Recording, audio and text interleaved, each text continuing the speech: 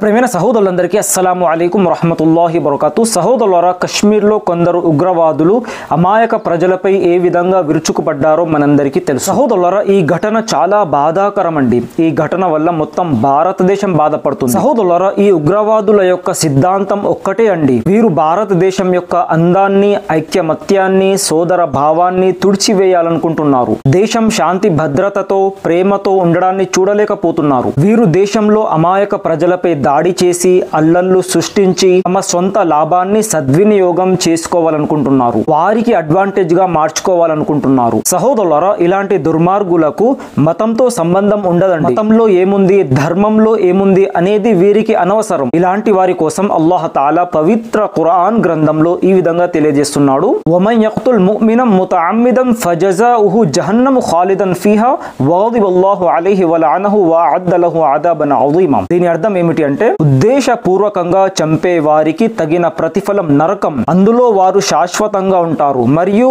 వారిపై అల్లాహ్ కోపం మరియు శాపం ఉంటుంది.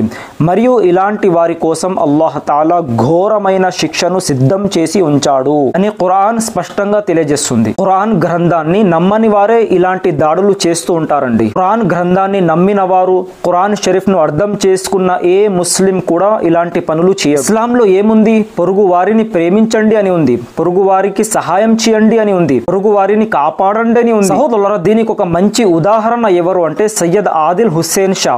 ఇతను కశ్మీర్ వాసి. ఇతడు హిందూ సహోదరులను కాపాడపోయి తన ప్రాణాన్ని త్యాగం చేశాడు. సహోదరులారా, పహల్గాంలో ఎప్పుడైతే ఉగ్రవాదులు అమాయకులపై దాడి చేస్తున్నారో ఆ సమయంలో ఈ ఆదిల్ హుస్సేన్ షా అనే యువకుడు ధైర్యంతో ఆ దుండగుల చేతిలో ఉన్న తుపాకీ AK-47 ను లాక్కున్నాడు. మరియు వారితో చెప్తున్నాడు, వీరు మా అతిథులు, వీరు అమాయకులు, ఇస్లాం అమాయకులపై దాడి చేయడాన్ని అనుమతించదు, వీరిని విడిచిపెట్టండి అని ప్రాధేయపడుతున్నాడు. ఇంతలోనే దుండగులు అతనిపై కూడా కాల్పులు జరుపుతారు. సహోదరులారా, చూడండి, హిందూ సహోదరులను రక్షించడానికి తన ప్రాణాన్ని కూడా లెక్క చేయలేదు. ఈ ప్రాణాలు అర్పించిన యువకుడి తల్లి ఏమంటుంది అంటే, నా కొడుకు తన ప్రాణాన్ని త్యాగం చేసి మానవత్వాన్ని రక్షించాడు. తను తలుచుకుంటే అక్కడి నుండి పారిపోయేవాడు, కానీ తను అలా చేయలేదు. మరియు నజాకత్ షా అనే యువకుడు, ఇతడైతే ఆ దాడిలో నుండి 11 మందిని రక్షించాడండి. ఆ 11 మందిలో ఛత్తీస్గఢ్ బీజేపీ యువ మోర్చా నాయకుడు అరవింద్ అగ్రవాల్ మరియు వారి కుటుంబం కూడా ఉంది.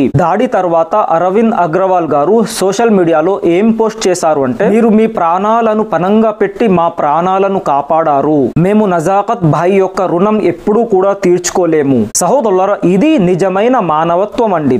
నిజమైన ముస్లిం అంటే ఈ విధంగా ఉండాలి. కాబట్టి ఎవరైతే దాడులు చేస్తున్నారో వారికి మతానికి ఎటువంటి సంబంధం లేదు. కాబట్టి ఈ వాస్తవాలు ప్రతి ఒక్కరూ గ్రహించాలి. అల్లాహ్ తఆలా మనందరినీ దుర్మార్గుల నుండి, హంతకుల నుండి రక్షించుగాక, మరియు దుర్మార్గుల నుండి మన దేశాన్ని రక్షించుగాక. ఆమీన్. అస్సలాము అలైకుం వరహ్మతుల్లాహి వబరకాతుహు.